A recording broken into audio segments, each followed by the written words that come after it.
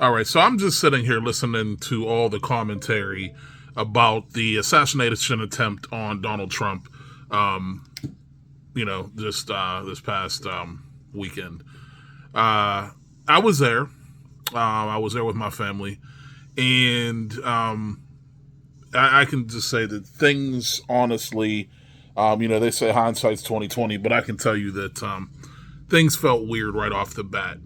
Um, it was noticeable that there weren't drones in the air, and I'm from the Western Pennsylvania area, and I am a thinker. I'm the type of person that's always looking. I'm thinking around. I'm thinking, looking around.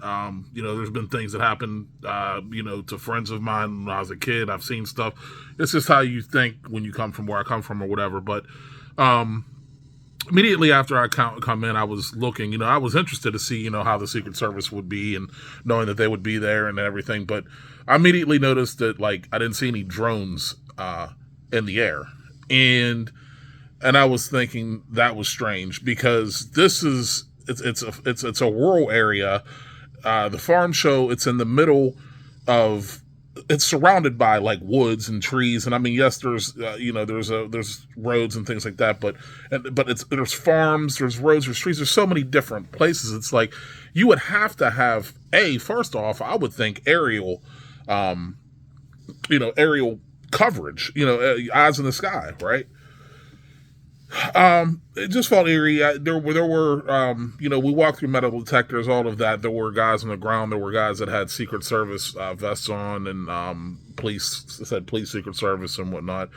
I immediately noticed the snipers on the roof, and at one point, it was funny. My fiance actually leaned into me, and she asked, and this is probably about 30 minutes or so before the shooting actually started taking place. She said, "Do you think we have to worry about?" And I cut her off, and I already knew. I said yes. I knew what she was thinking already because she was looking around like I am, and it was kind of like, this doesn't seem like that much security for for a former president. It got so bad to the one I have, and maybe I'll edit this in the video. I don't know. I'm just trying to get my thoughts out real quick. It got so bad to the one point. It was 6 minutes before the shooting took place. I actually took video of the snipers on the roof, the Secret Service snipers on the roof, because I noticed them looking over in that area. Now I didn't have a clear line of sight to that building. I didn't know what exactly they were looking at, but I noticed they were intently looking at something. And I'll put up I'll probably put up the video or whatever. But it was enough to where I noticed it, and I ended up taking like a 14-second clip because it was just weird to me, and I was just documenting, for my own, whatever. So fast forward, the shooting happens. I didn't know whether it was going to be like an assassination attempt or whether it was a mass shooting or whatever. So we got through that. But I want to talk about how does this happen, right? And I'll admit, this is going to dive into some, you can say conspiracy theories, or I'm not going to say this is what happened, but how it could happen if the worst situation where there was somebody, we'll just say from the inside, right, that wanted to take out Trump. How would they do this, right? So I'm going to dive into some things here, right? So here's the thing, right? There's way too many coincidences that when there's so many coincidences at one point, it's not just a coincidence, right?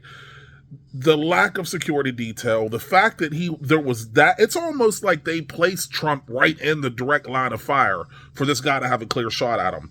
People screaming at them, for 7 minutes before the shooting, and now we're hearing that somebody called in a half an hour before. How did he get up on the roof? There was a ladder placed there, right? Then this guy pops up in a BlackRock commercial, we find out, right? We find out, of course, he's a loner, of course, right? So let's just hypothesize. How could they get to this guy, and how could they do this? Let's just. How could they get to this guy and get this guy to do this, and and this could happen? My opinion, my thought is, they don't necessarily, people think he was working with somebody or somebody coaxed him to do this, like a person, like one-on-one. It doesn't necessarily have to be like that. I'm a marketer, right? I do online marketing, right? So just think about this, like on Facebook, right? You can do something called like geo-targeting, right? So I can draw a circle around an area and say, I only want to advertise to people in this area, say like a mile radius, right? So then depending on the density, Bethel Park, I don't know, we'd have to look up the population there, but I don't know, say there's, 5,000 people, 10,000 people, whatever, in a mile radius, or whatever, 5,000, say, whatever, something, right? Well, then I can narrow it down to, I only want to target people in this area to show them ads, right? In this area. Then if I know that they're into something, like if they like fishing, I could say, well, I only want to show this ad to people in this radius, in this circle, mile radius, that like fishing, right? So now that's going to narrow it down even further. Then I could say I only want to show it to people that like fishing and like some famous fisherman guy that's on TV or whatever. So I can really narrow down, right? So what if, they just, this guy was, whatever. He was in this BlackRock commercial or whatever, right? So what if somebody just, what if they're watching him and they're radicalizing him by showing him, because he was a registered Republican, but he donated to this Democrat organization, right?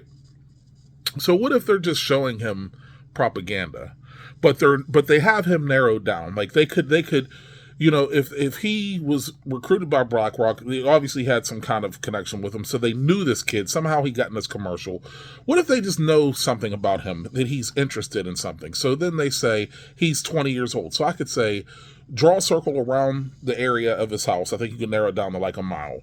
Then I could say his age group, males in his age group. And then if there's something wacky or something that he has an affinity towards, and this can be with Google, this can be with Facebook, you can do this with anything. You can narrow down who you're targeting, say, some type of ad to, by what they're interested in. So what I'm saying is, they could be shooting this dude and radicalizing him by basically sending propaganda to just his devices through ads, it could be like pre-roll things on YouTube, like that's a very small campaign that will only get sent to, him, that they could send him to like a fake forum website that's like a forum that have people in there talking, and they could have, and then when basically feed him propaganda and radicalize him through different things. They're already talking about how Trump is the devil and this, that, and all that, but I mean, you could go even further by customizing basically a campaign that ends up only really targeting him and saying things that, if you would say it in a widespread campaign, people would flag it or say, oh, this is crazy what they're saying. Nobody would know, right? Nobody would know if they were, say, working with, and we know that the government was working with Facebook, Twitter, etc., whatever. Could be Google, whatever. Nobody would know, but if they somehow geo-targeted him and radicalized, you don't have to have somebody coaxing him on. And then at the end, you could maybe, send them to a forum, have him chatting with somebody that's pretending to be a friend that then says, hey, I have somebody here at the Trump rally that's going to be there. Let's do this. Let's finally take him out. Let's do this. Listen, go to this rooftop. We're going to do it here. I'm going to have my guy set it up right. After you've radicalized him, that's feasible. And that can be done. Like, that could be done. A lot of that, like 85% of that, could be done by me. Then you could wipe out the like, say if it was like a forum or something that he had, you could just wipe that away totally, and especially with the tools that like an intelligence agency would have, right? They could probably wipe all traces of that away.